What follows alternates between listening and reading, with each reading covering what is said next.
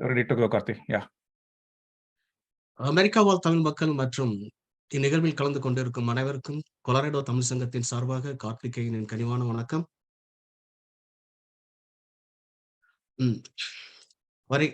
அந்த கொலராடோ தமிழ் சங்கம்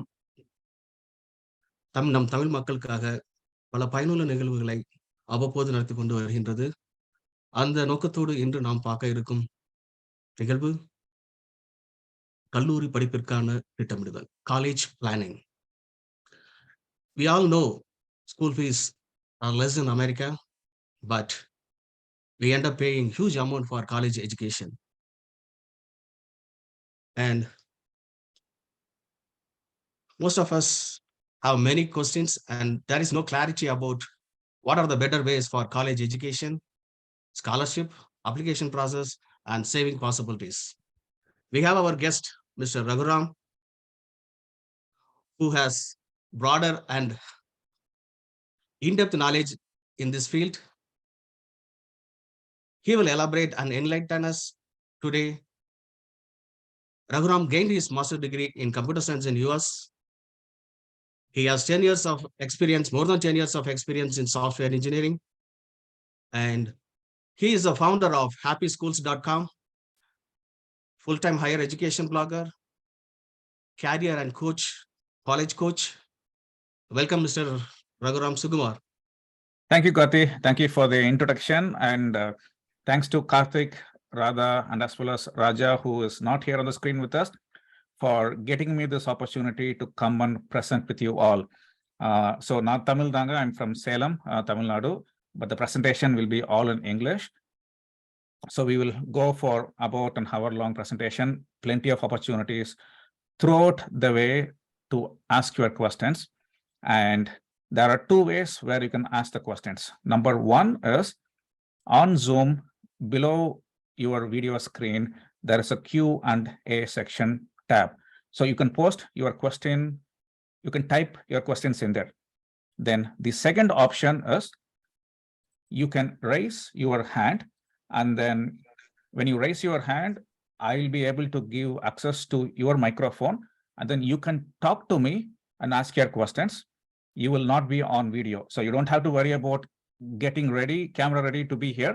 So it will be just audio only. All right. Thank you, Karthik. So let me start my screen share and then we'll go from there.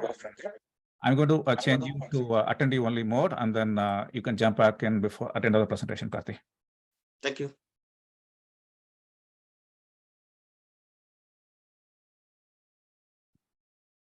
All right. So Karthi is an attendee role. Let's get going. Today, I'm going to be sharing 3 case studies. The best way to convey a message from the experiences I have done this presentation several times through stories, to real stories of the families I have worked with one-on-one and the lessons we have learned through the process, and sharing those examples. And I'm pretty sure members who are watching this or watching the replay will be able to relate to some of your own experiences and your child as well. So there will be plenty of real examples and case studies that I'll be sharing along the way, and please watch along. You might be asking, who is this Raghu? Why should you listen to me? Here are some of the screenshots of my students who got admitted this past season and the seasons before. Georgia Tech, Emory, Michigan, Maryland, along with financial aid, not just admission, but admission with 60% scholarship, 100% scholarship, and whatnot. You might be wondering, is it even possible to get scholarship when you're going for colleges? Absolutely, it is possible, but there is a method to how to get those scholarships. And I'm going to be walking you through some of those possibilities and how to do that. Here is another example of Drexel University offering about $23K, another university offering close to $35,000 of scholarship. So even public universities or private universities does not matter. You can get scholarship, but you should know how to work the system. This is my background. You can see my family here. My wife, Madhu, she completed master's in entrepreneurship from NC State here in Raleigh, North Carolina. And 2 kids, Rishi and Vishwa. Rishi is 13 years old. Vishwa is 6 years old. And about myself, I'm from Salem, Tamil Nadu. I did engineering in Coimbatore. Then I came to US to do master's in computer science from Texas, Arlington.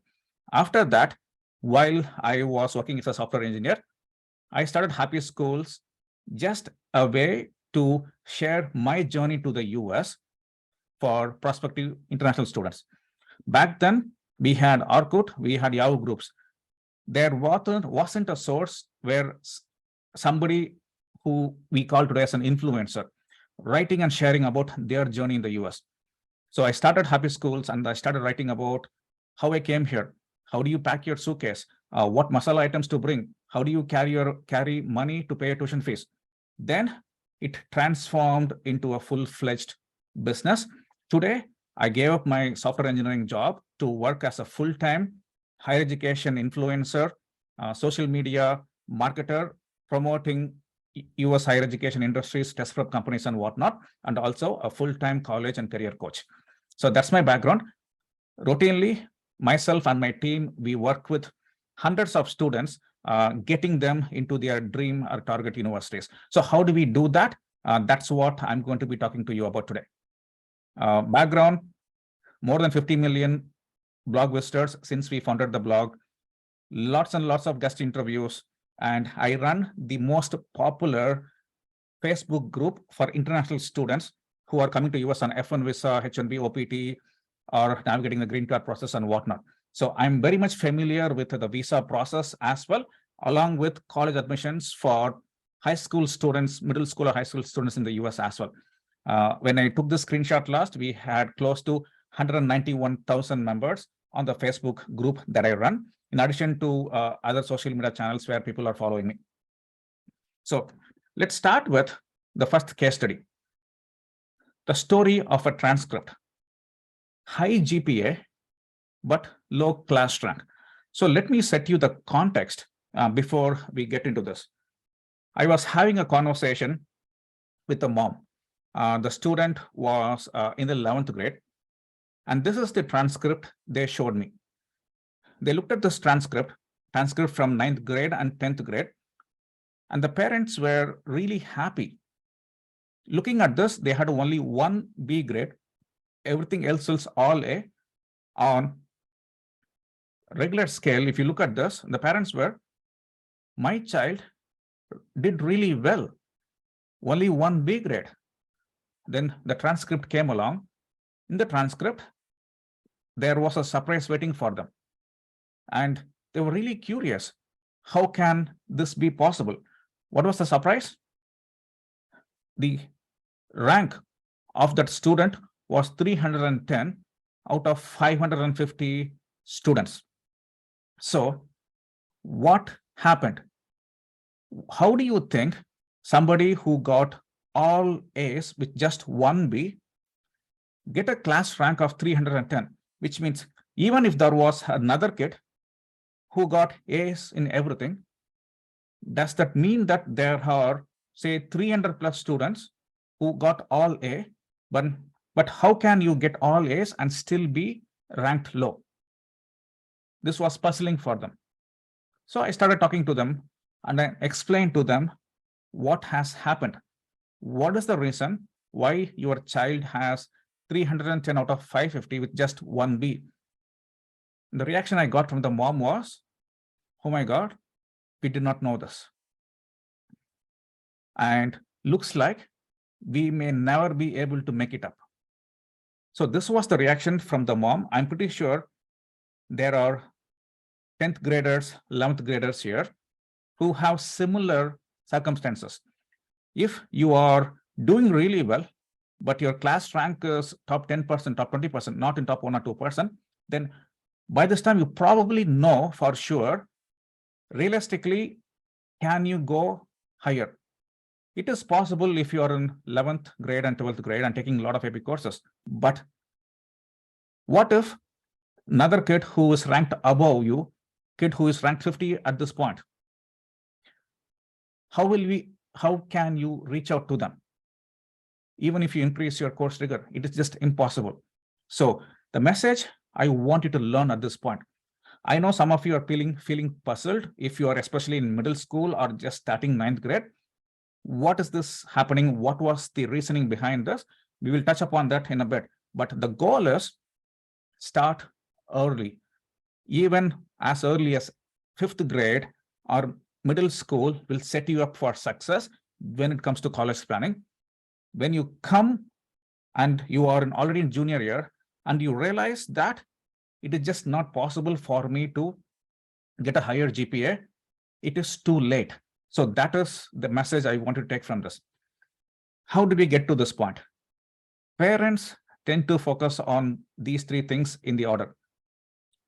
Make sure you get a high GPA, do well on your class ranks, get A grades, take the toughest course possible. Whatever time is remaining, let's focus on activities. Sometimes the activities your child is taking part in is an activity that you enrolled them when they were much younger. If your child is in middle school, let's say you started Bharatanatyam for your child, or piano class, or taekwondo, or swim lessons, then you continue with that class. Some of them are doing Bharatanatyam for 10 plus years. Some kids are learning violin, some of them are classical Carnatic singers, and some of them are in track and field, some of them playing basketball. Whatever event you enrolled your child at an younger age, you stick to it, you continue them making progress. But while you are enrolling a child, let's say take a dance, classical dance or music or whatever activity is, you are not thinking about impact of that for colleges. A lot of times I have spoken to moms where they tell, it is my dream to have done Arangetram.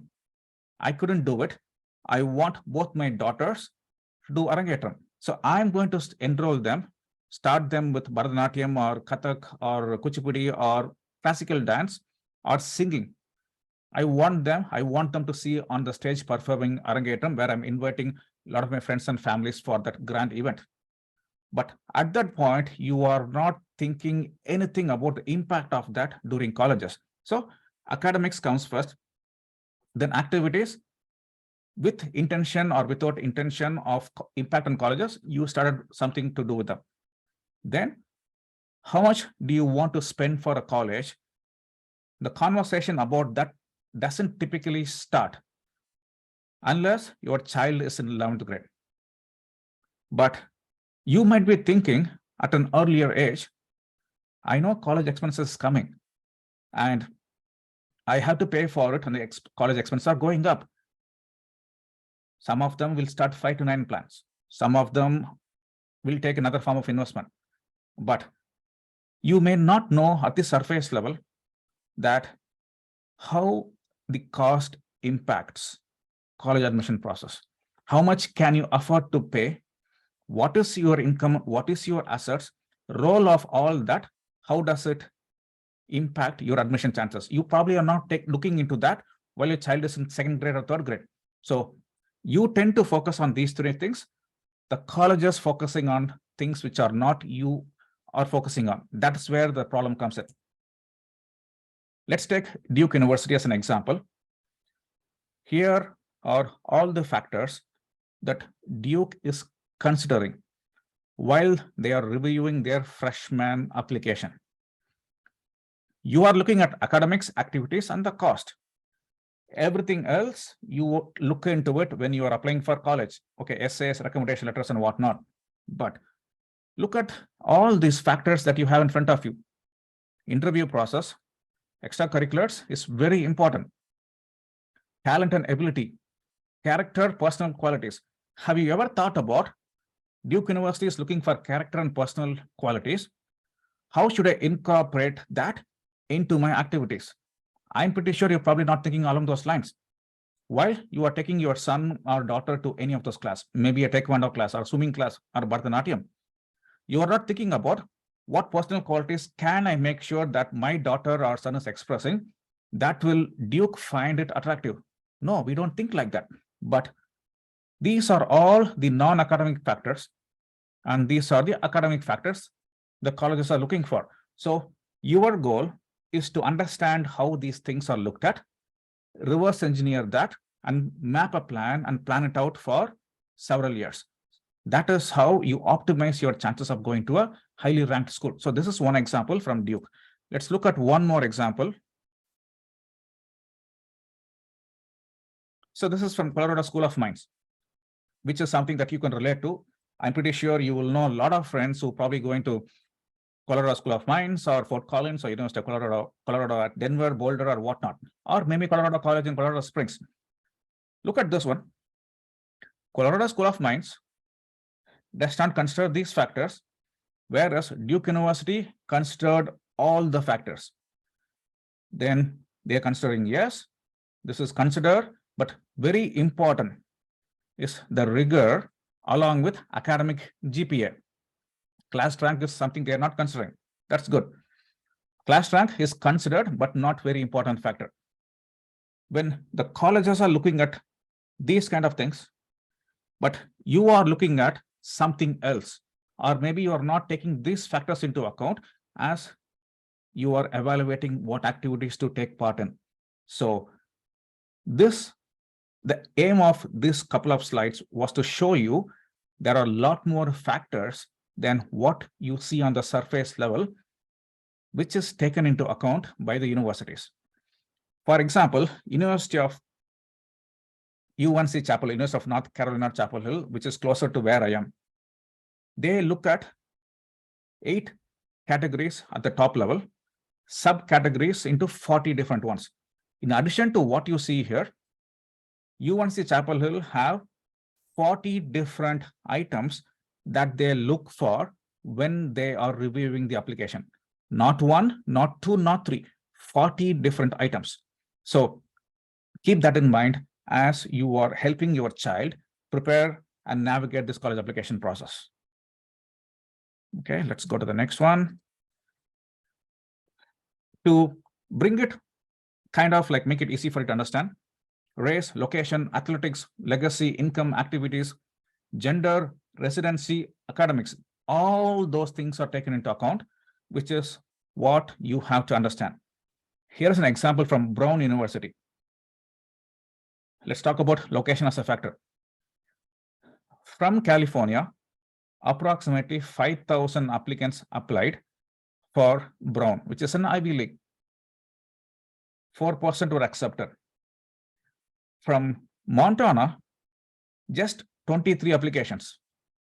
30% were accepted from Montana. Do you see the difference? Acceptance rate, Alaska, just 35 applications, 17% acceptance rate. So take a look at the region where the students are attending Brown University. Take Midwest, approximately 9% from fall 2020 to 2019. Just hovering maybe 8%. Numbers looked steady. Mid-Atlantic, hovering around 28 to 30%. So when you're applying for college, you are filling the application, doing the best you can. But the colleges are thinking differently while the applications are evaluated. You are not taking into account where you are applying from the impact of that when it comes to applying to colleges. But as a coach, I tend to find your strength and what weaknesses the colleges have. Try to use the mismatch to give you an advantage when it comes to applying for college, because things like this are not visible on the surface level. The deeper you go to understand and break things down, you get a lot of the statistics and points that you can make use of it. Okay, so this was example of location. This is legacy. Princeton University, 14% of the students are classes of children of Princeton alumni. If you did not go to Princeton,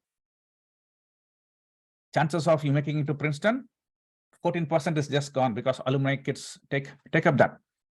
Now, Princeton is only 14. Let's look at Harvard.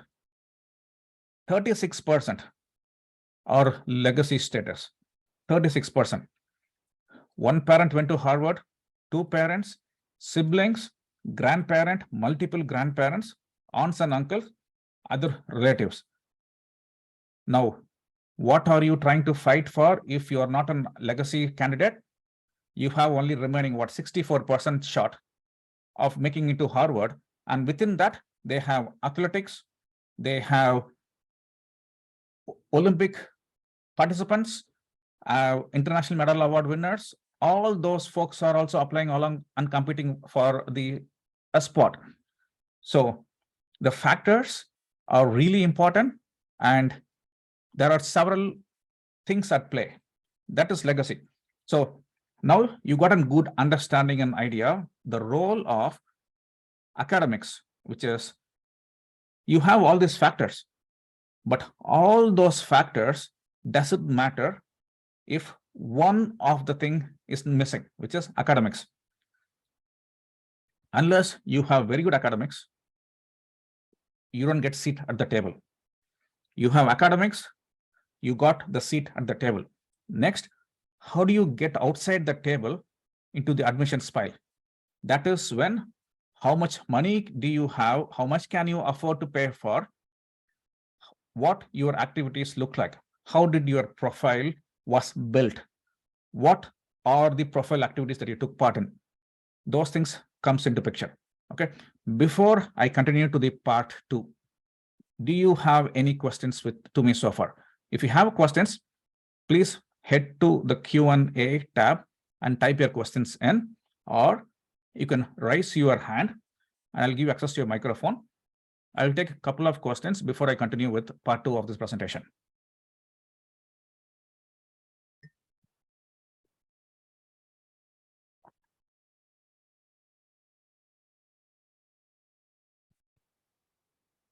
Question from Sai: what extracurricular activities play a role into admissions? Very good question, Sai. My third part of the presentation, this next we'll go to part 2. My third part is all about activities. So I will come to answer your question once I have given you examples of different kind of activities. Then I will show you how certain activity helped a student get into college or did not get into college. Then you will probably get a better understanding of the question you're asking for. Then I will answer your questions if you have any follow-up question to that.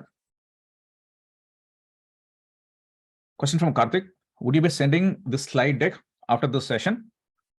The slide deck will not be shared. That is something I have it, but I believe the recording will also be updated.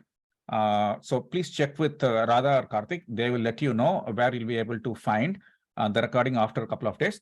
But if you are listening this, hang in there, because I have an announcement I make towards the end that is going to be time sensitive of nature, so that you can make use of that to further get access to more details, because my sessions typically go for 3 hours long. But today, we plan to wrap it up in around 90 minutes. Of course, where do you get access to 90 more minutes of session? So I'll tell you where to find all that stuff. So if you are going to stay and watch throughout this one, okay? Yogalashmi, where can we find these factors which colleges take into account? Very good question, Yogalashmi. If you search in Google college name and common data set, college name, Colorado School of Mines, common data set, click on that, it's going to give you a PDF file, a long PDF file. That PDF file is going to tell you a lot of good information about what factors each colleges are considering and how they are giving importance to that. So that's how you find the factors.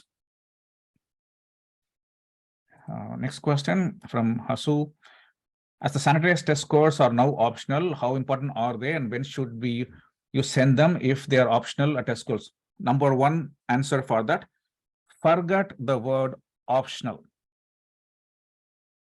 Take the test, send the scores, and go for the best scores. If your goal is to get financial aid, if your goal is to get into highly selective colleges, without test scores, it is extremely difficult to crack the admission process. I have seen my own students assume that I have very good activities, I can apply to Ivy Leagues, with other test scores and they will get it. No. Forget the word optional in the test optional policy. Please have your child take the test optional, take the test and report the scores. By this year, one of my students, having told multiple times to take the test seriously, the parent also told their child to listen to me, and student did not listen. Student was following what their friends were all telling. The student is a senior right now. Results have all come. We are waiting for regular application results. The student is not happy. Every school that they applied, which is a highly selected school, not even a single acceptance. The school that was accepted so far are all safety schools. Even the target schools did not get accepted. So please do take the test and submit your best scores. Natarajan is asking a very good question. Does the location of the middle school, high school play a vital role in getting into good college? Nataraj, yes, it does. In fact, I did a 90-minute long presentation just on that topic. Role of middle school or high school, how does it impact getting into your dream or highly selected colleges? I'll tell you how to access that video, but I spoke and gave you examples of the impact of which school and how the colleges are getting accepted into. Okay, so I will give you how to get the access to it. So a lot of very good questions. I'm going to pass in answering the questions. Let's continue with financial aid and scholarship section. The chat session is now open. Can you give me an answer to this? What is the difference between financial aid and scholarship? Please go to the chat and type in the answer. I wanted to see what kind of answer that we can see from the attendees today. The question is, what's the difference between financial aid and scholarship?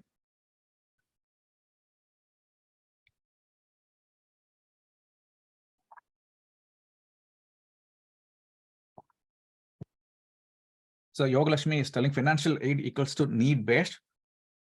Scholarship equals academic/sports-based.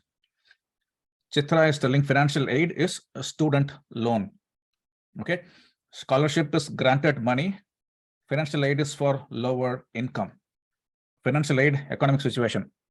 Okay, awesome. So bunch of good answers and good try. Scholarship is merit-based. Okay, so now let me tell you what is the difference. Financial aid composes of 4 different individual components. Scholarship is one such component. Number 2 is grant. Just like scholarship, grant is also a type of financial aid. Both scholarship and grant does not have to be paid back. Okay.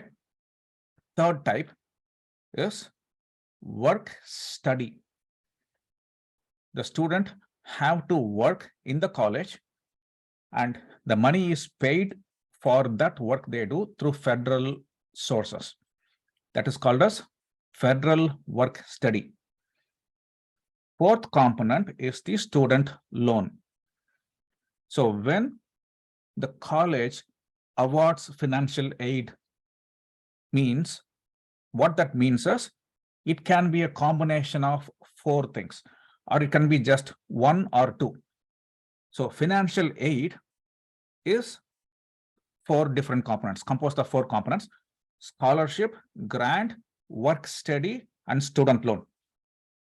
The student loan, there are 2 kinds: subsidized loan, unsubsidized plus loan. So subsidized loan means the interest rate is paid by the government while the student is in college.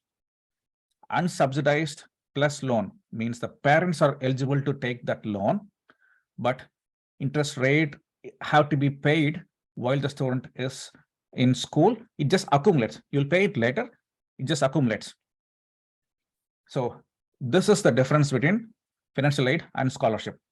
All right, sounds good. Let's move on to the next slide. Hopefully this gave you some clarity. All right.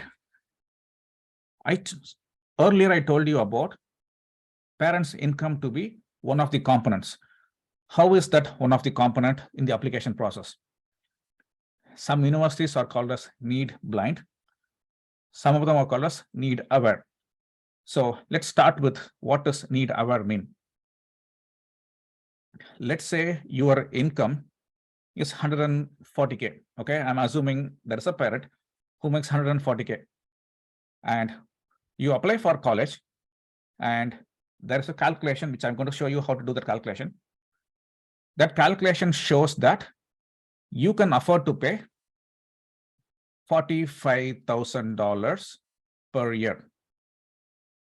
And you plan to send to a private university, which will cost 85K per year.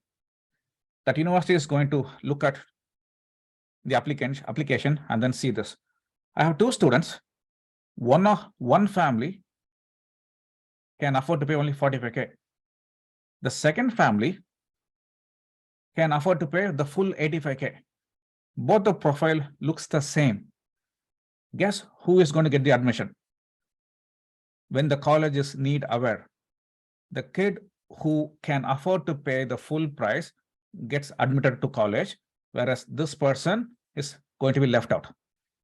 That is need aware admission policy. Now let's go to need blind. With need blind, you basically are a wall. Admission process follows their own process. If the student gets admitted, then the financial aid team comes into picture. Then they figure out how much can you pay. If there is a difference, remainder of the money is given to the student. That is need blind. The remainder of the money, for example, let's take the same category. The family can pay only 45K. It will cost 85K to study in that university. So there is a gap of $40,000. In a need blind college, the university could potentially give you 40K of financial aid. In that 40K, it can be a scholarship, it can be a grant, or it can be federal work study and loan, or it can be a combination of all four. So this is how your income plays a role in helping getting accepted into college. But when you are applying for college, you are not taking all this into account if you do not know how this process works on the back end. So what do? You look at some websites, you figure out this is my grade, I can potentially get into these kind of colleges. Then you apply in random, and then you wait. You get accepted or you get denied. If you get denied, then you will see your friend who has lesser score, lesser GPA than what you did, might have got admitted in. Now you are left scratching your head trying to figure out what went wrong. These are all the kinds of things that is happening on the back end that is helping whether a student gets accepted or not. Okay, let's go to this one. So how do the colleges know how much can you afford to pay? You file FAFSA or CSS profile. These are the two financial aid forms that you have to submit in order to get financial aid awarded. I often hear from families that we make too much money to get any financial aid. Why bother submitting the financial aid forms? Huge mistake. That's a tremendous mistake if you do that. Colleges will not give you financial aid, even merit-based one, even if your child is an academic superstar, unless you submit the financial aid form. So as soon as the window opens on October 1st of 2023, so if your child is in 11th grade right now, they'll be applying for college sometime in October of this year, 2023. So in October, you go and submit your FAFSA, irrespective of whether you'll qualify for aid or not. Without that, potentially you might not even be awarded the merit-based ones. Okay, so this is something that you have to remember. Okay, do you have pen or paper handy, or take a screenshot? Whatever you do, make sure to remember this formula. 47% of your AGI, adjusted gross income, from your 1040, I think it's line number 8. So you take your AGI, 47% of your AGI by 2. If your AGI is 100K, 47% by 2 is what? 23.5. Now, let's say your assets worth, you have asset worth of 100K, minus 20K, you have 80K in assets, and 5.64% of your 80K. That comes to what? Around $4,000 or something. Add this 23.5 plus 4. So you're looking at around what? 29.5K. So 27.5K. If your in-state fees cost is going to be $25,000 per year, the math shows that you can pay 27. So what colleges are thinking? This family can afford to pay $27,000 per year, but it costs only 27 or 23 or 25 to study. So I don't have to give this student any financial aid. They are happy to pay. They can afford to pay. So I am not going to give you any need-based scholarship. So same concept, you do this math and you can afford to pay only say 27, but the college will cost 50K per year. So there's a difference of almost 23K. One or two things can happen. The college can tell you, I'm not going to give you anything. You can afford to pay 27K. You find out a way to pay the rest of 23K. So that's one possibility. Second possibility, there's a gap of 23K. I am going to give you 8K per year. Remaining 17K, you go take care of it. Okay, 17K, 15K, you go take care of it. I cannot afford to pay, I can't give you a loan or anything. You figure it out. So that is also a possibility that can happen. So eventually, how much money you make as a family can hurt you or also help you. When we are working to create a strategy for the applicant, I take into account of all the financial background, activities, and as I told you, strength of your family. That includes students' accomplishment, academics, activities, financial affordability, weakness of the college. That's the winning combination that we have to go for. Let's move on. Hopefully you guys were able to spend some time on this and take a screenshot. So if your AGS 100K, EFC comes to around 23.5, in-state college approximately cost you 25K per year. You are not going to get any need-based financial aid. Out-of-state college, it will cost you approximately 50K per year. There's a 25K of financial need. You may get a 25K of financial aid, or you may get only half of it, or you may get nothing. A private university will cost you 75K per year. There's a need of 50K. Now, will you get any money from a private university? Let's see what Brown does. 100% of the students receiving financial aid have no loans in the university packaged financial aid, which means you get accepted into Brown, you cannot afford to pay the full price. They actually give you up to what? On an average of 50K of free money. We really love to come and study in Brown. I know you cannot afford to pay the full price. Here is the free money. you are welcome to come and study in Brown, and there is no loan in that. Here is our money. You study, you graduate, and enjoy debt-free college after you graduate. So private universities will give you money up to 50K, more than that. So it is possible to get financial aid, provided there is a need, especially in private colleges. Okay, let's move on to the next one. So that is, here is an example. Indiana, Bloomington, one of my students got $9,000 of scholarship per year. University in South Carolina, scholarship of $86,000 for 4 years.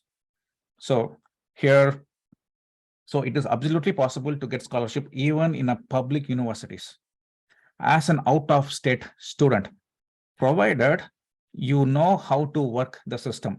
That is what I told you earlier in the presentation, that don't settle down for a in-state university just because you assume it will cost a lot more money to study out of state. That is not the case. It is possible to get financial aid. You just have to know how the process works. So that's why I'm giving you all these examples, so you understand the system. Now, look at this one. UNC Chapel Hill, one of highly selective colleges in the country. It's a public university, highly selective. And guess what they have done? Offer you an academic scholarship, awarding you an equivalent of tuition fee, room and board, renewable for 4 years. In other words, 4 years, you pay $0 to study in one of the highly selective universities, well-known public universities in the country. So how did the student get the scholarship? How did the profile was built? What activity did the student take part in? When, say, let's say you're a 11th grader, you are getting ready to apply for colleges. You might have some friends who have gone to some college. You can talk to them. You get an idea about what happened. But what you will not know is their financial background. What was the content of the essay? What was their supplemental essay? How was their application presented to colleges? How did they fill the financial aid forms? Those things are all hidden below the surface of the water, just like a floating iceberg. What you see is, my friend got into this college for this major with financial aid or not. But 80% of the things that happened for that to work, it's all invisible. Why? That is the nature of this college admission process. And if you take this student, I'm telling you, this person got scholarship paying $0 for next 4 years. What happened? What essay was written? What activity the student took part in? What was the content of the supplemental essay? Who gave the recommendation letters? The test scores? How many attempts did it take for the student to get to the test score? What about the courses? What about the GPA? What about the class rank? You know nothing about that. But that's the advantage that I have when I work with the families. All the knowledge that I gather from working with the previous batches comes in really handy to help them create a persona and figure out, this is how we can maximize your profile. Let's take this strategy. These are the colleges that is going to likely give you financial aid. These guys will not give you a single penny. So let's have a plan A, plan B, plan C, plan D, all 4 different kinds of universities, and let's apply. Then we will wait for the admissions to roll in. Then we count the dollars that is awarded and happily navigate the process without settling down for in-state school, because you just assumed you potentially cannot get scholarship. So that's a mistake. So think broadly and don't settle down for less than what your kids could have gone into. Okay, let's go to the next one. And these two, Bitly, I'll share the links a little later. If you're listening to this in the live one, you're already on in the email list. I'll send you periodic emails once in a while. I also have a WhatsApp group. It's primarily for broadcasting news. You can take a picture of the QR code, or I will share this short URL for the WhatsApp group. You can join in to stay informed about the college process. Now let's go to the next one. Okay, so I'm going to take a quick water break. Any questions about financial aid section that I covered so far? Please go to the Q&A section and post your questions. I will look at some of the questions and I'll answer them.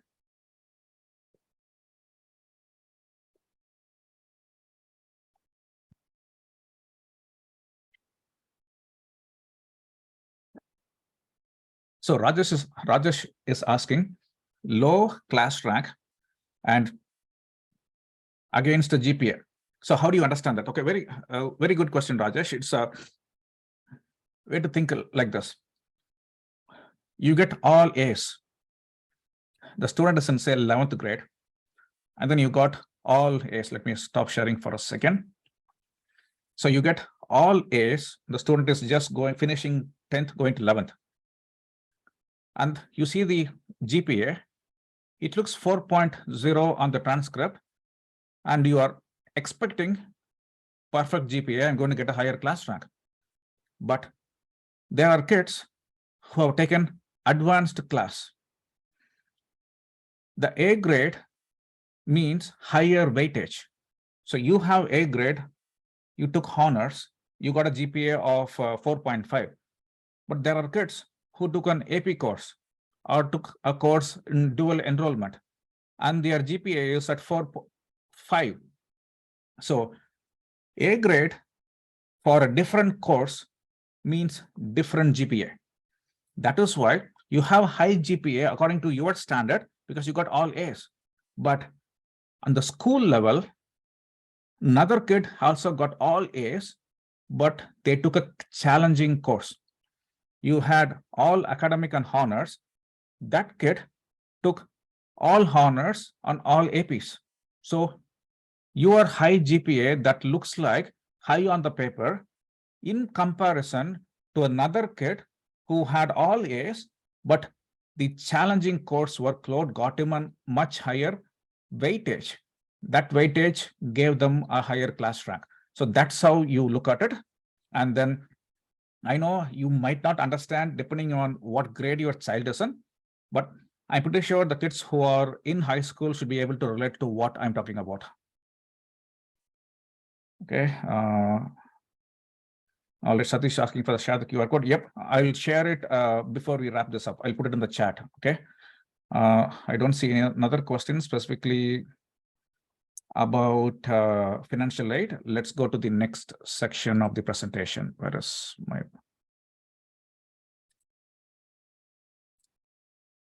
Let's talk about profile building. Well-rounded student. Here is example of one of the families. Okay. Unweighted GPA is 3.94. Weighted GPA is 4.4. The student is ranked, say, 93 in a class of 500. And this family approaches me, wants to study biology. They wants to go to pre-med and want to go to medical college. SAT is 1430. The dream school, they're looking for Johns Hopkins, Duke, or WashU, not the Ivies, slightly below Ivy Leagues. The family's income is 144K. Now I'm going to dive deeper, and then I'm going to look at the activities.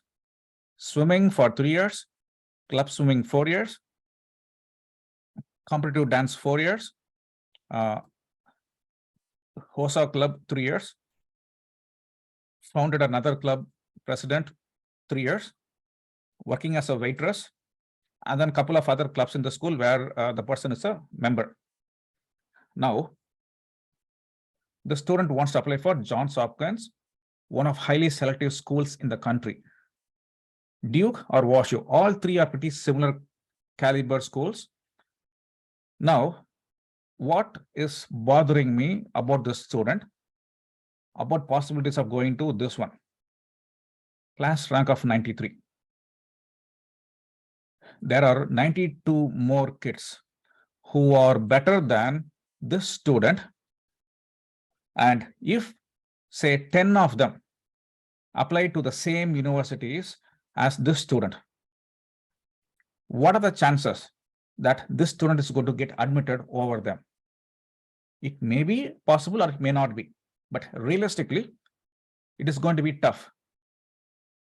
Okay, let's assume student ranked number 1 from this specific high school is applying to the same program, and this might look different, but on paper, academically, we want a seat at the table. Class rank 1, which means the GPA is going to be much higher than what we have here. That student will most likely going to win the battle of competition comparing between these two kids. That's the nature of the admission process. So you need strong academics in the first place to get the seat at the table. So this is an example of one of my actual students who I'm working with. So this is one example. Let's go to the second student. This student, 3.85, weighted GPA is 4.2, SAT 1480 after 3 attempts. Wants to study biomedical engineering. The target is elite universities, highly selective universities. Parents are in the high income neighborhood, 225 and above. Bharatanatyam for 10 years. Robotics, FRC, I have been taking part for 3 years. Did an internship in one of the biogen companies between 10th and 11th. Have applied for summer internship, waiting for results. Interested to go into biotech, biochemistry, or biomedical. National Honor Society in school, no other leadership activity. What is troubling me with respect to this student?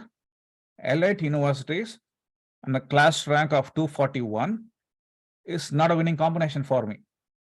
Next, I'm looking for any strength the student has that we can make use of to get them into an elite school. Then there is reality, there is dream school, target, and safety.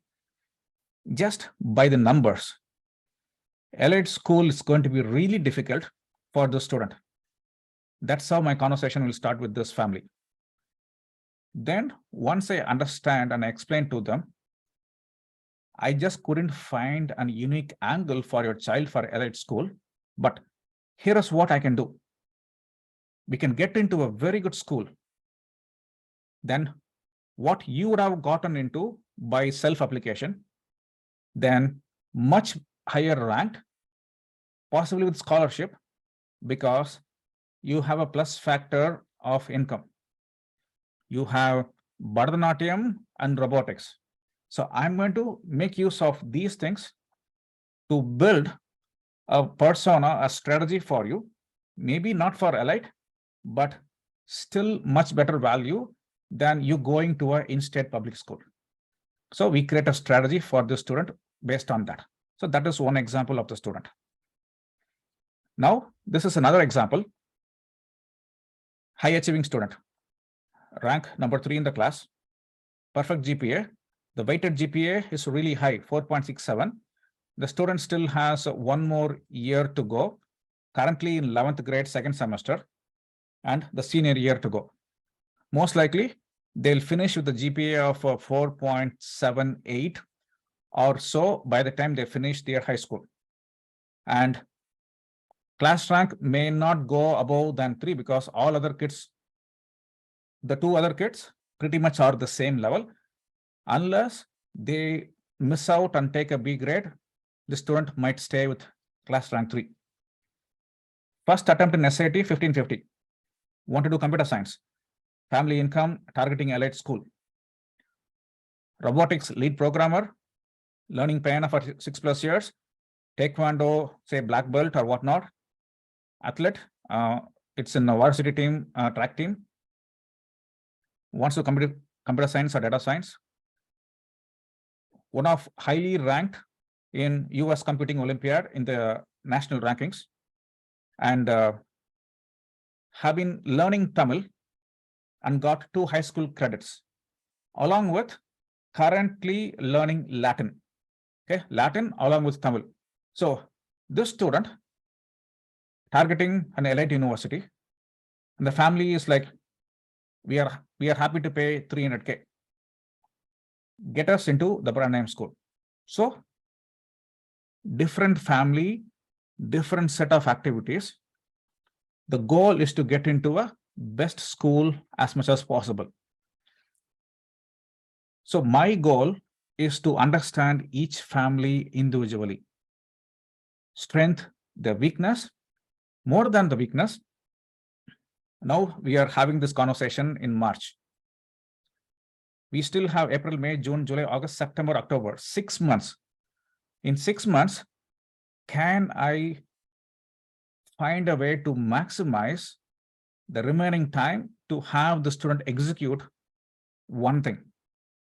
There are still missing pieces of this puzzle for the student to make it to elite school. So I will create a strategy to find that missing piece and help them address it in 6 months' time.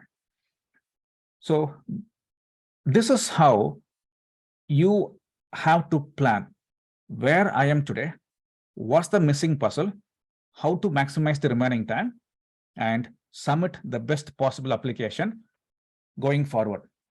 So I told you earlier in the section, you might start Bharatanatyam for your child at earlier age without thinking about the impact of that in college application when they apply.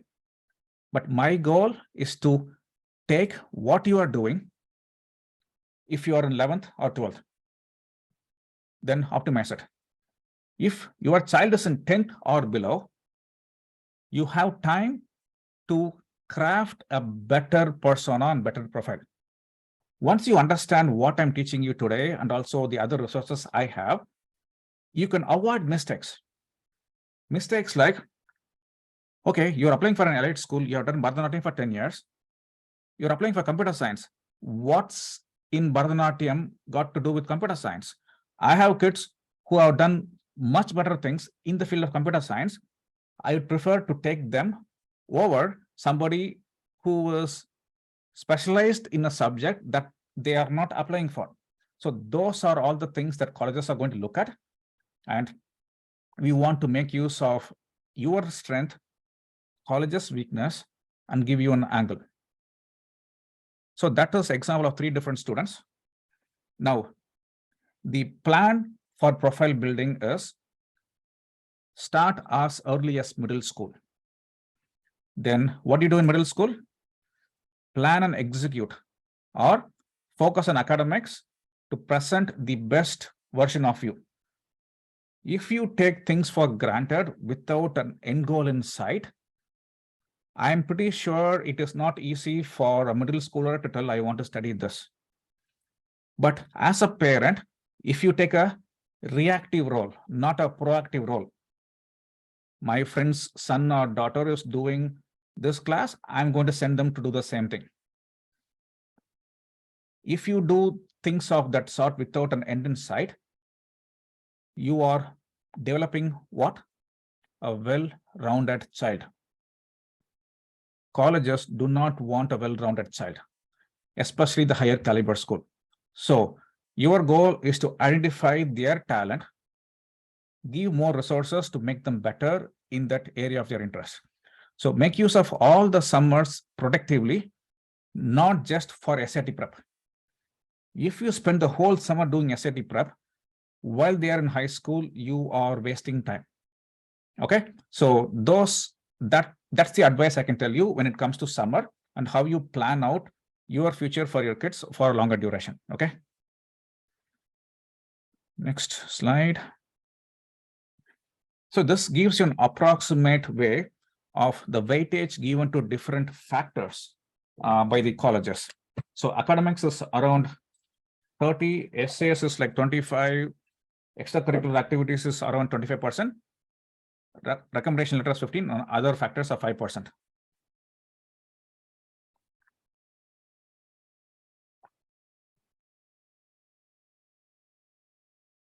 So academics, how do you get seat at the table to be even considered for the discussion to get accepted. Some colleges use formulas. Your GPA, your test score, and the class rank. You put it all together and they'll create a ranking among all the kids applying from your high school. Okay. Your school may not have a class rank, but the data that you are submitting will be used by the school to create a rank. Then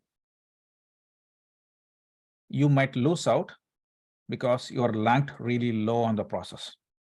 So number one thing that you need to go into elite schools or even to a regular target school, but you want scholarship, show your academic performance. That's the number one thing. Without academics, things become really, really tough. Now, what kind of activities? Somebody asked me, could you give examples of activities that the kids can take part in? This is from Johns Hopkins, okay? These are all the 6 examples of activities of the kids who got into Johns Hopkins. Created a rover that detects and extinguishes fire. Probably this student is going for biomedical engineering. Competed 3 times at Junior Olympic Games in fencing.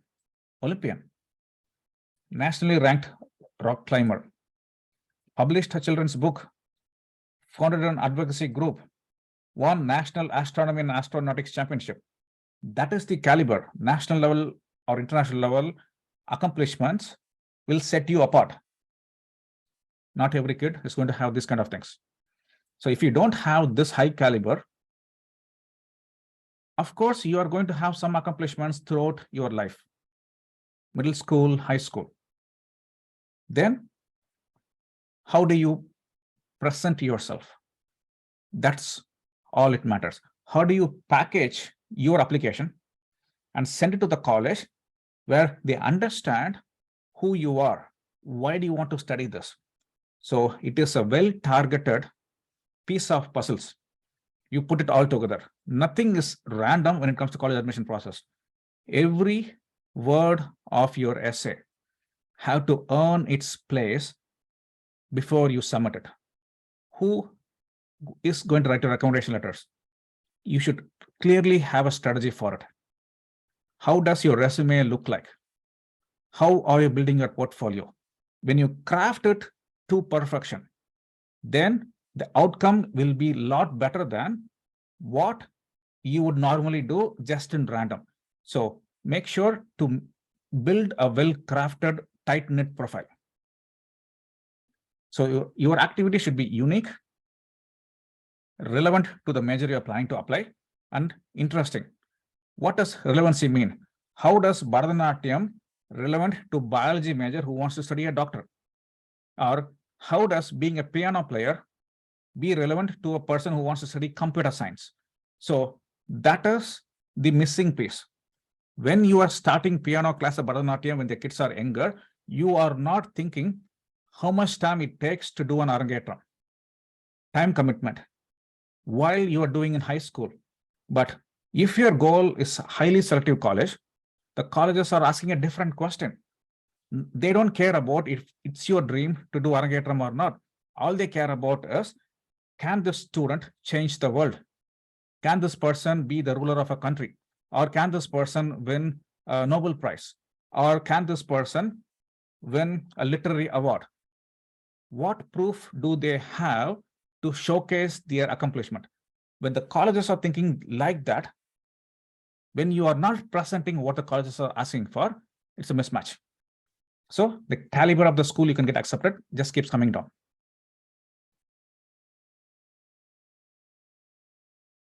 So what is college planning really? First, course planning. That's the must. It has to start as early as middle school, in some instances from 5th grade. Without course planning, if you miss out on opportunity while you are in high school, you just cannot make it up. Then activities planning. Why are you doing this activity? How much time are you spending on that? And how does it help when it comes to college application process. So you need to really be specific about that. One thing is to plan. If you don't execute it, next 6 months to a year is gone. Then you wasted time. Then you need to know the timeline. When am I going to do my SAT test or ACT, PSAT? You have to have a clear vision while you are hitting the 9th grade, so that you are not scrambling to write SAT 5 or 6 times while you are in 11th grade. Then you are adding more stress to yourself. After 3 times, your SAT score is going to have diminishing returns. Only handful of students have taken the test more than 3 times to see a major improvement. But most of the folks, they hit their maximum score around 3 or 4 times. Then you apply for colleges. Okay, so college planning really means these are all the different questions that you get an answer to, what I call as college planning. What courses to take, which year to take it in high school, how many honors, how many AP courses to take, what major am I going to study, how are these courses relevant to those major, what activities are you pursuing today that you have to continue to pursue or eliminate, what new activities can you add, and how does it impact your admission chances, how do you effectively make use of your summer month, do you want to volunteer hours, or is volunteer hours even necessary, or which volunteer hours has the greatest impact, how many hours do you have to actually spend outside the classroom to impress the admission officers, timeline for SAT, ACT, test optional. Somebody asked about test optional. Definitely go take the test. And do you have to do self-prep for SAT, or do you need tutoring? Maybe you had a group class and did not give you a good result. Then how do you find a tutor who can help you to get a higher score? So these are all the things that goes into college planning. Now, I'm going to pause here for a second. A lot of attendees sometimes are on H-1B visa holders. They're going to send your child to the college on H-4. Then the strategy for them is different from somebody who is a green card holder or citizens. So if you are applying while on H-4, depending on where your green card process is, whether your child is going to age out or not, the strategy for application will change. Most of the H-4 visa holders, H-1B visa holders applying for colleges for their child who is on H-4 think that I can go study only in in-state because I will get residency, then I'll pay in-state fees. Then when they go on to F1, they go out of state. But what if you can get into a university, assuming if you pay in-state fees for 3 years, 25K into 3 is 75. And last year you pay out of state fee of 50K. So your total cost is 125 for 4 years. What if you get admission into a college for all 4 years, your total cost is going to be 125. You don't have to think about when should I change from H4 to F1. Instead, even if you go to F1 on first year, your maximum cost is going to be same as what you would have done while you were in H4. That is also a strategy that I teach my parents I work with to give them an advantage. If that's the case, the kid can go into F1 in their first year, get a part-time job, or start doing an internship. So it is possible to navigate the H4 and F1, but you have to figure out where you are, what you are willing to spend, and what major, the quality of the colleges and whatnot. So don't just settle down for in-state. There is possibility to even get into another college out of state or private and bring your costs down while providing your child to be on F1 visa so that they'll be able to get all the benefits of being on F1 for working for part-time jobs or internships.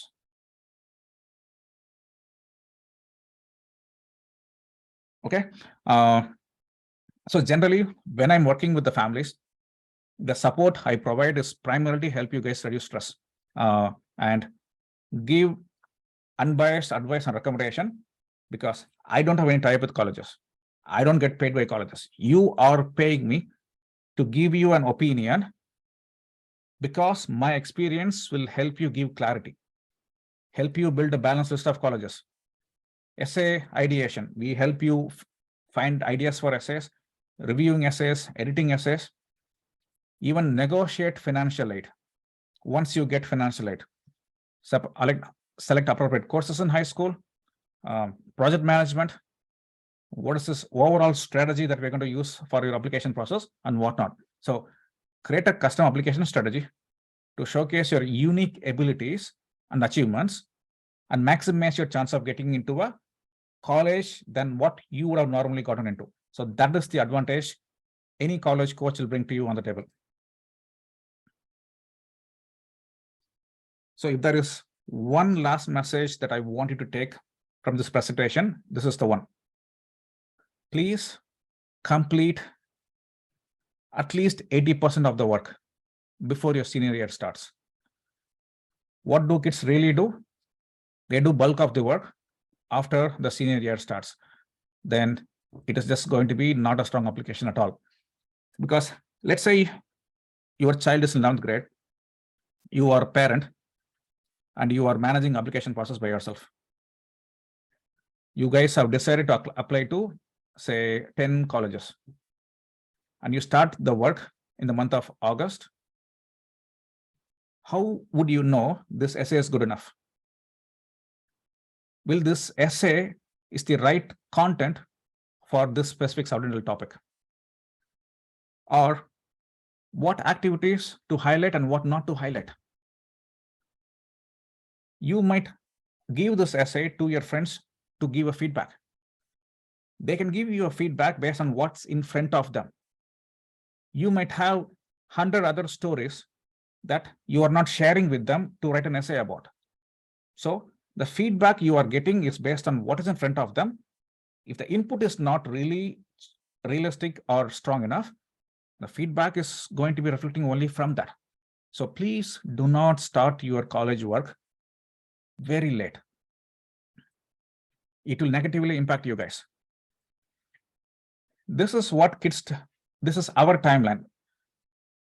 We actually do the essay workshop between February, March, April, May, and try to finish the essay workshop by May.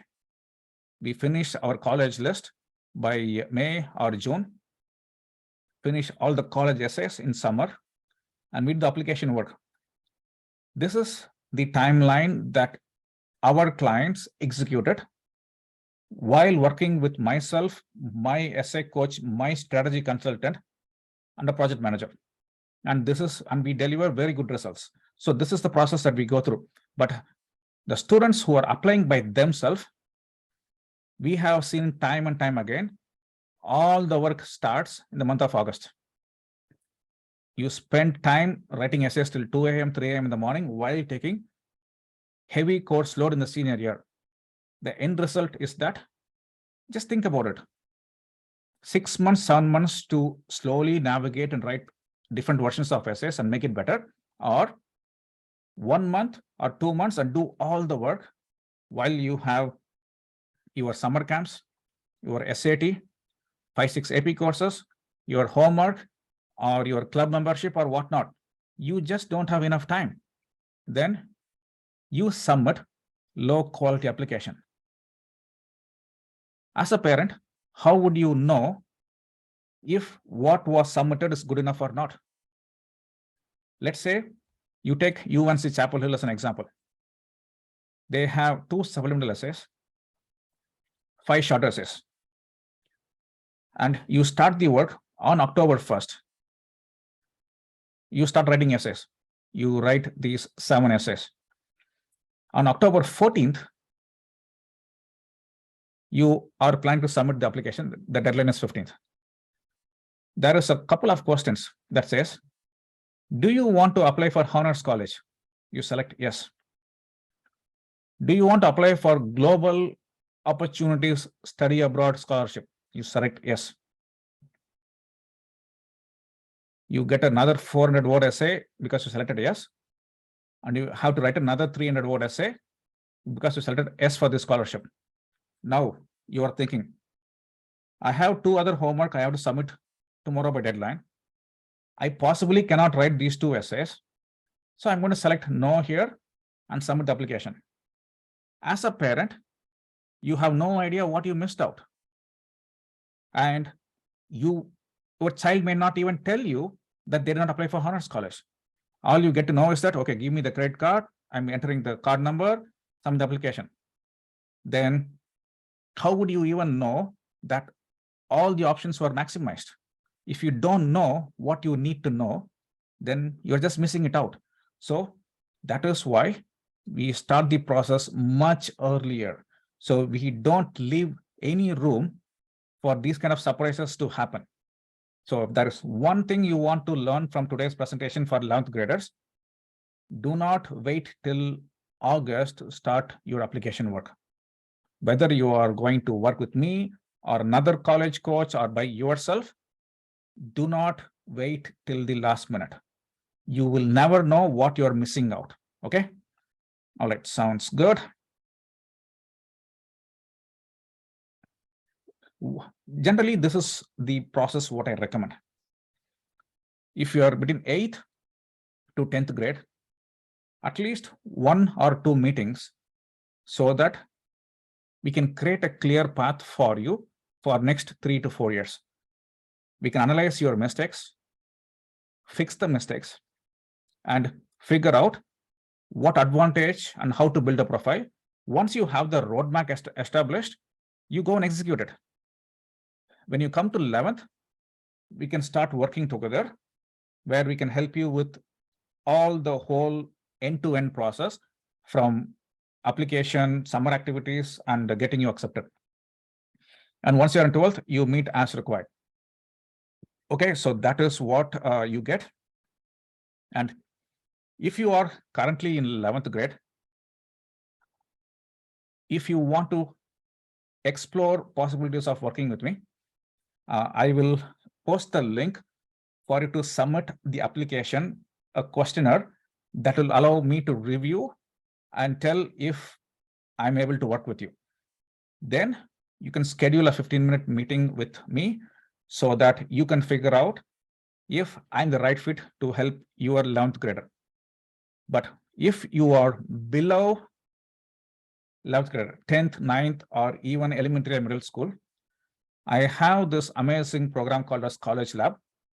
It's a private community for the parents who wants to provide the best for their kids.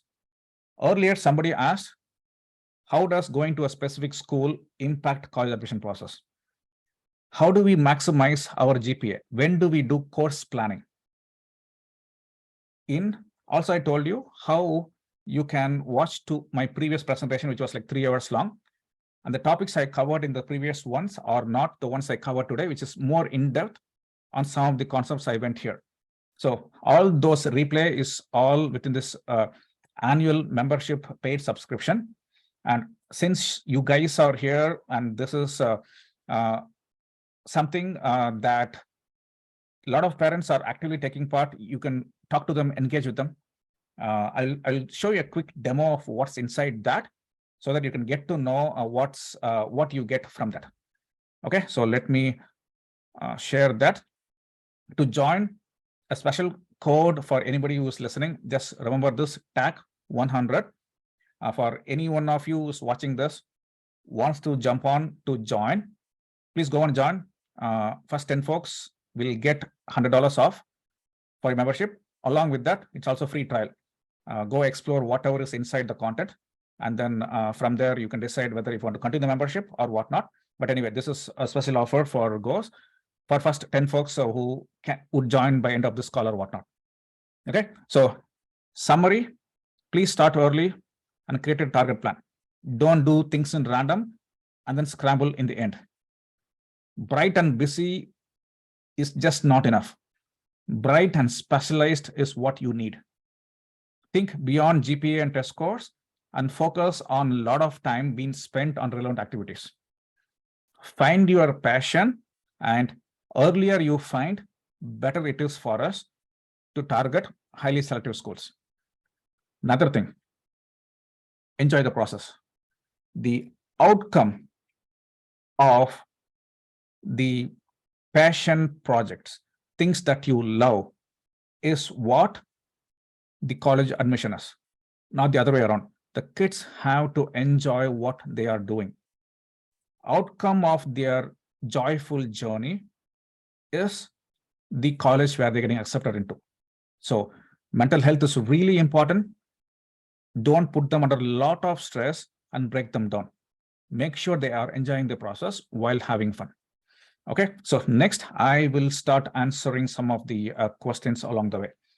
Okay, so I see there are a lot of questions here, and some folks, if you want to talk to me, you can raise your hand, then I'll give you a permission to come and talk to me via microphone, or I'll answer questions that we have here.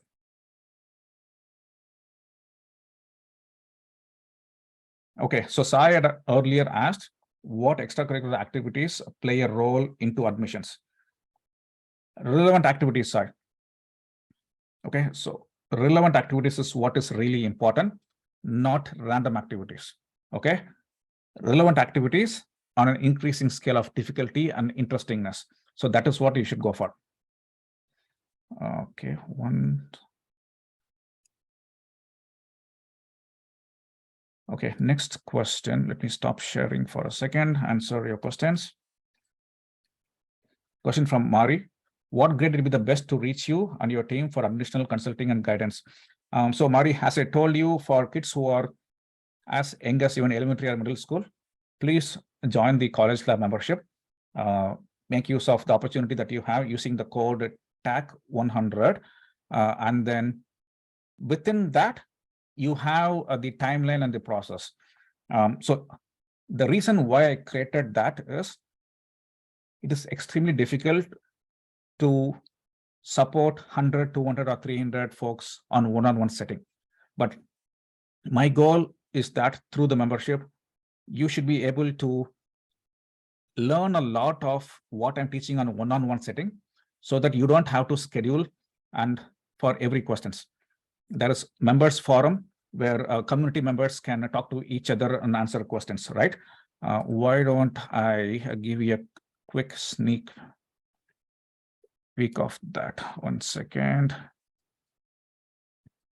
Okay, so this is essentially what you find inside on that. This is the home. You can come here, get started. This is the welcome message. Say hello. You can see all the other members are introducing themselves. These are all parents. They share about, okay, where we are, what do we do, what we're looking for my child and whatnot. And then we have discussion forums. You have a lot of questions, but the most important thing is you're going to find video libraries, tax strategies for how to pay for college. How do you do high school course planning? So this is an event which is like almost 90 minutes or something. Yeah, 90 minutes long. And then we have knowledge base that gives you access to how to prepare for AP exams. How do you, AP courses are ranked easy to hardest, H4 visa strategy. How do you navigate this H4 visa? So typically long in-depth articles and then bunch of courses. So this is what you get, and then it's just growing a library of whatnot. So please try to make use of that. So it gives you more information than what I could share in the short sitting. And here is the link. I can also share this link in the chat in a second. Okay, so that is the question from Mari. Okay, then just going through the questions. Which one?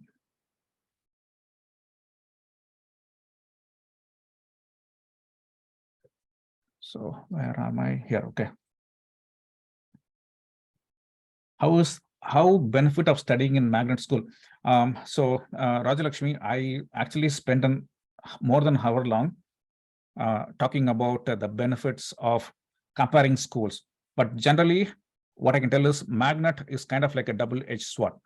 It can help you, also it can hurt you. So the details and stuff, it's a longer discussion where probably I need 90 minutes to go into the depth of it. So that session is available for you to watch the replay. Why don't you jump out and join, get in the lab, you can watch the session. And of course, since you have free trial for 5 days, you can pretty much watch everything, and then you can even cancel the membership before that, if you like to. Okay.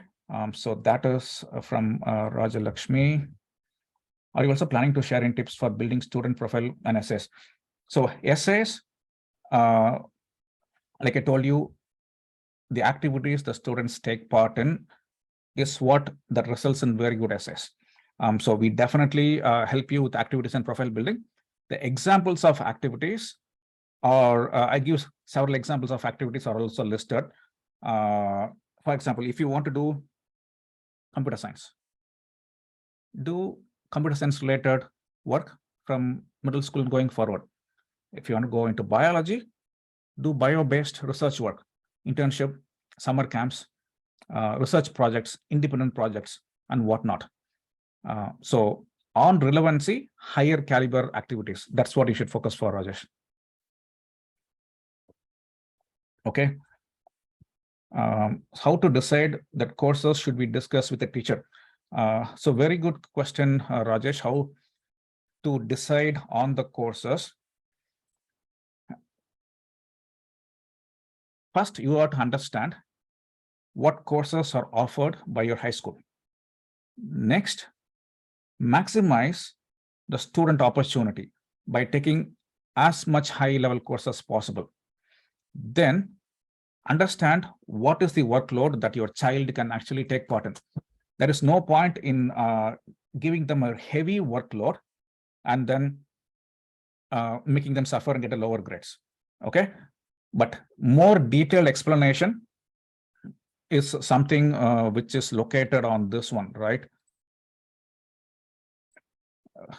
So here in video library, the high school course planning guide, we pretty much tell you everything about course planning. Which middle school, which high school, and how does it impact? This middle school, high school guide will give you answers for that. Okay. So question from meantime, let me bring back who is here. I'm trying to find. Raja, are you on the call, Raja? I'm trying to find you, Raja, so I can give you permission to speak up, because I don't see Raja here. Let me.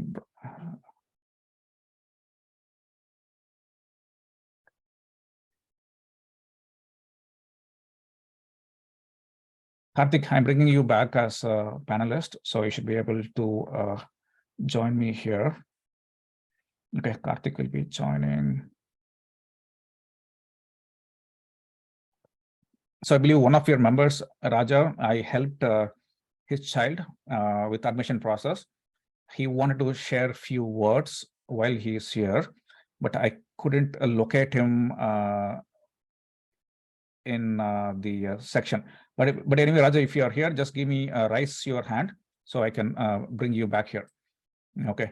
So Karthik, there are still 5 or 10 more questions, 9 more questions. I will answer them. Is there any criteria for parents' income for kids to be eligible for scholarship? So Satish, I showed you the formula, right, Satish? If you missed that formula, watch the replay. There you'll be able to figure out what is the criteria. Generally, the EFC formula is what that is used, and based on your income, your adjusted gross income, the value of your assets, they use the formula. There are 2 kinds of formula. One is federal, one is institutional methodology. Federal formula is public, institutional formula is private. Every school have their own formula, but there is a generic version of it. But colleges use that to tell you how much scholarship that you are eligible for. Okay, so that is how colleges do. Let me look at other list of questions. Just 1 second.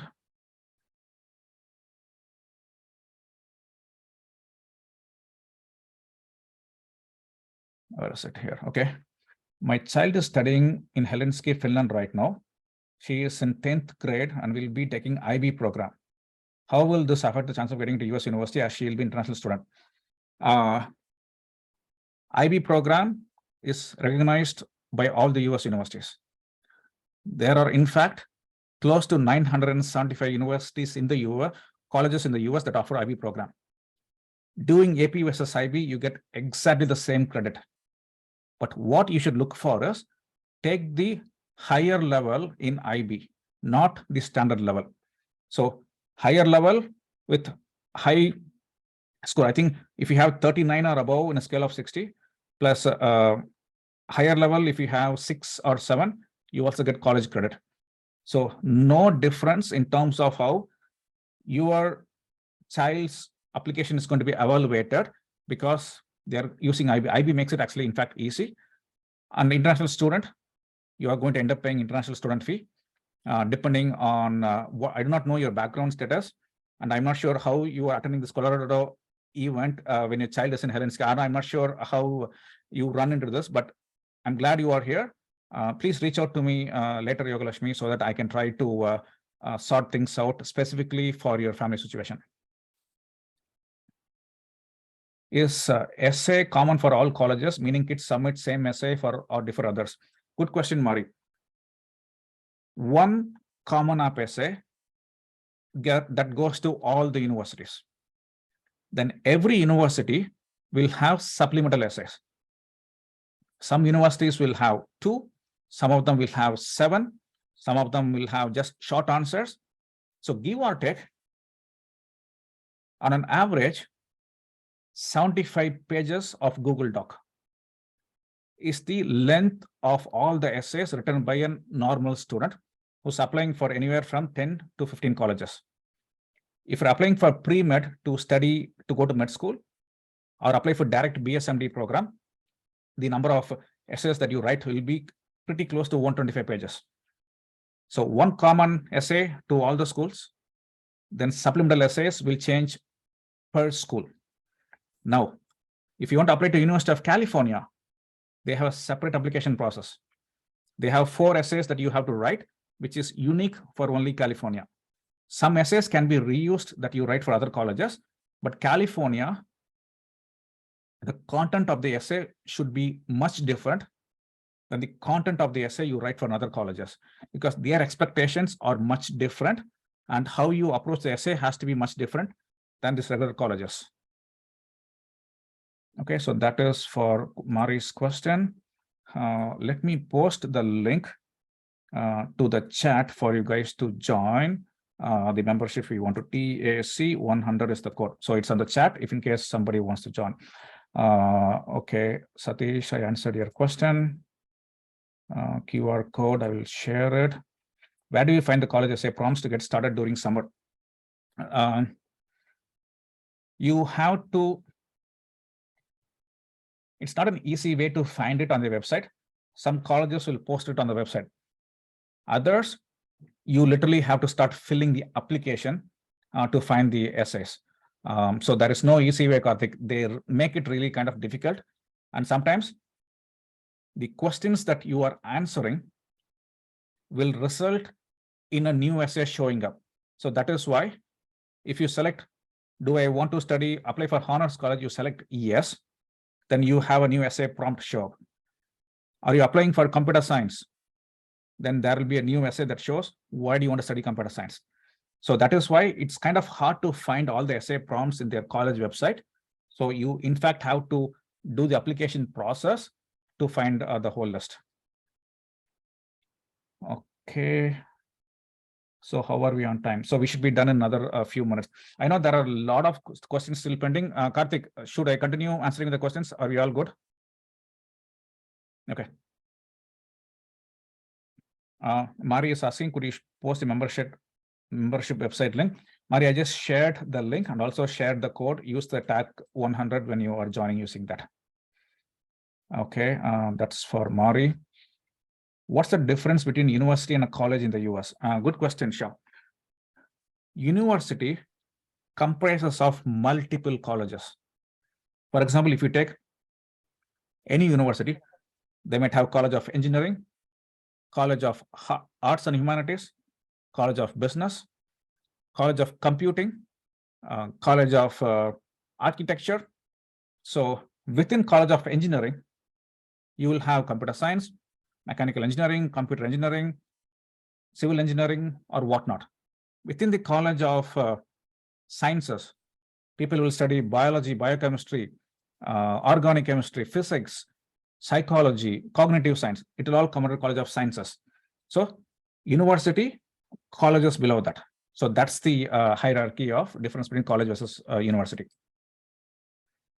Do we need to produce proof for activities? Example, Carnatic music, but we usually not get any certificate from teachers. Very good question, actually, Hamza. You don't need to give them any proof. But if it sounds too good to be true, the colleges can actually do a background check. Number one. Number two, if your kid has a special skill, it is always a good idea to find a way to show what skills your child possesses through various places in the application. Either you have a website or share a video with them or through resume or whatnot, but find a way to showcase their skill. Not just tell them, but show them. Living in states like Texas, California, North Carolina makes it difficult probability to get into good colleges comparing to living in Colorado, North Dakota, South Dakota. Yes, it does. To greater extent, living in a place where there is a less number of applicants applying to colleges should give you an advantage in terms of location. But if you change high schools in middle of, if you change location or high school while your kid is in high school, you have to explain and tell them why was there a change in the school. And because some families try to make use of this advantage and change, but you have to give an explanation. So you have to be careful when you do that. Does middle school grades matter for college admissions? No, middle school grades will not show up anywhere on the transcript. In fact, at least in our county, if you take high school courses in middle school, the GPA from that will not be counted in the high school transcript. So the middle school grades does not matter, but your middle school grades matter if that helps you to determine what high school courses are going to be given to you. Okay, so in that way it matters, but not for college admissions. How do volunteering hours impact in college admissions? Number one, you can apply to college with 0 volunteering hours. As long as the activity that you're taking part in shows your passion for that field. You could spend all your time trying to be the best computer programmer out of high school. In that process, you may not have time to do on voluntary activities. So it's absolutely okay. So there is no formula that you need X hours to apply for college. If you had that assumption, then it is incorrect. Okay.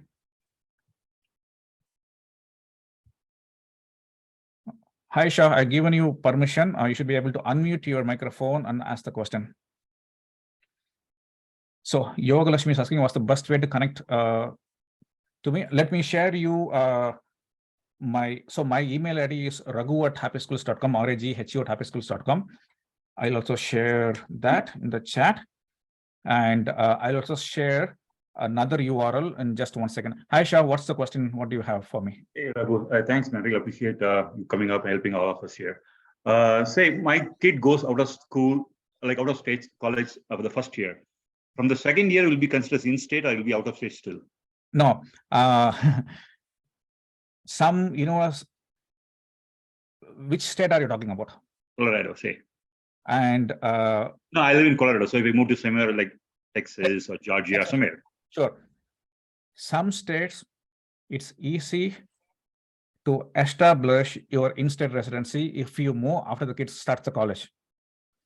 In some places like California, it's extremely impossible to meet that, because they know out of state students studying in California, we pay $240,000 for 4 years, whereas in-state kids pay half of it. So they do not want to give that advantage easily. But in some states, it is possible for you to move with a family, establish residency, and then get in-state. For that to work, if you plan to move to Georgia, study in University of Georgia, Georgia Tech, find out what is the residency requirement. How do you establish residency for that state? Then you reverse engineer that process before moving and finding out that you cannot do it.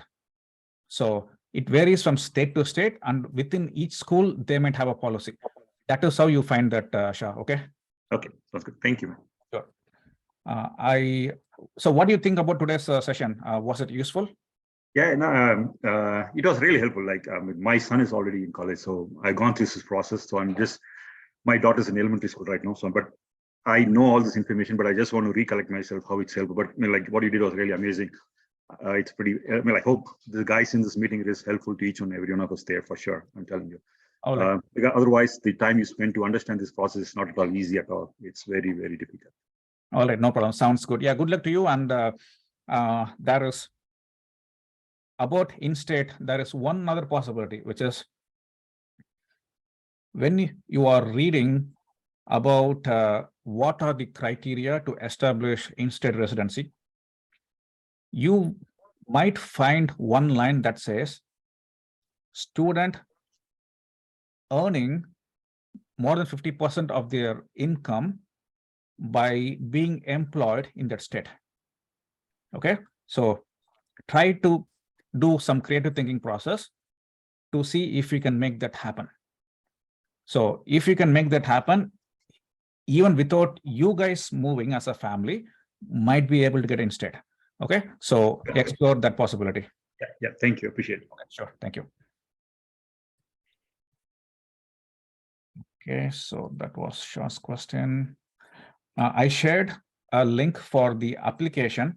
So if you are in 11th grade, then or even 10th grade, please fill that application. That will get to me. After you fill that out, you will get a link to schedule an online meeting with me for the strategy session. Okay, so that is what the link is. My email ID is also shared. Next, I also have to share the WhatsApp link. It is somewhere here. There it is, WhatsApp. There you go. So this is the WhatsApp link as well. So yep, so that was the last question. I don't think we have one more.